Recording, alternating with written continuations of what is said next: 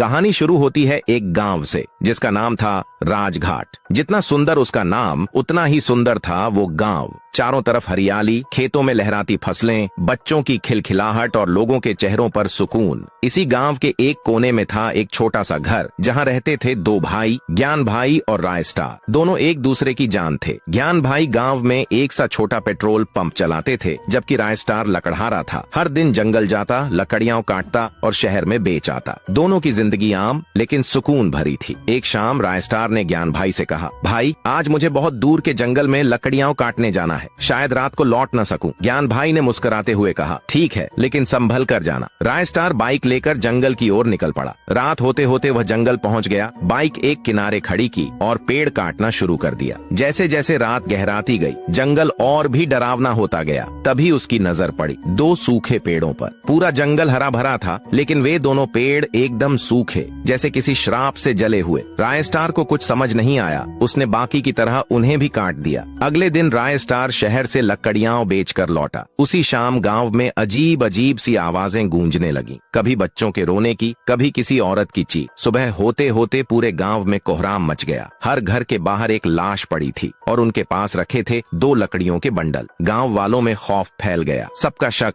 एक ही ओर गया। वो लकड़ियां किसकी थीं? सबको याद आया, गांव में लकड़ी बेचने वाला एक ही है, राय स्टार। गांव वाले राय स्टार के घर के बाहर इकट्ठा हुए और चिल्लाने लगे, बाहर निकल राय स्टार, तूने हमारे गांव को बर्बाद कर दिया। राय स्टार बाहर आया, घुटनों के बल गिर पड़ा और रोते हुए बोला, मैंने कुछ नहीं किया, मुझे नहीं पता ये सब क्या हो रहा है। लेकिन किसी ने एक नहीं सुनी। उसे गांव से बाहर निकाल दिया गया। जब ज्ञान भाई को यह पता चला तो वह सीधे गांव की ओर दौड़ा। रास्ते में उसे राय स्टार मिला। राय स्टार रोते हुए बोला, भाई मैंने कुछ नहीं किया, फिर भी मुझे गांव से निकाल दिया गया। ज्ञान भाई ने उसके कंधे पर हाथ रखकर कहा, तू चिंता मत कर छोटू, मैं गांव वालों से बात करता हूँ। वो दौड़ता हुआ गांव पहुंचा। लोगों से हाथ जोड़कर विनती की, मेरा भाई निर्दोष है, कृपया उस पर रहम करो। पर गांव वालों ने उसकी भी एक न सुनी। कहा, हत्यारे का भाई भी हत्यारा होता है। और फिर उसे भी गांव से निकाल दिया गया। अब दोनों भाई गांव से दूर एक झोपड़ी में रहने लगे। रात को ज्ञान भाई ने ठान लिया, मैं अपने भाई पर लगे कलंक को मिटाकर रहूंगा। अगली रात वह चुपचाप गांव की ओर निकल पड़ा। गांव पहुंचते ही उसे सड़क के बीचों बीच एक सफेद सूखा पेड़ दिखाई दिया। ज्ञान वहीं रुक गया और कान लगाकर सुनने लगा। पेड़ से किसी के रोने और चिल्लाने की आवाजें आने लगी। ज्ञान डर गया और डर के मारे घुटनों के बल धीरे से गिर पड़ता है। तभी पेड़ के चारों ओर धुआं छा जाता है और जब धुआं हटता है तो वहां प्रकट होता है एक सूखी लकड़ी जैसा अजीब जीव। वो घूरते हुए ज्ञान से पूछता है, तू राय स्टार का भाई है? ज्ञान कांपती आवाज में जवाब देता है, उससे क्या मतलब? वो जीव दहाड़ता है और सिर्फ एक ही वार में उसे मार डालता है।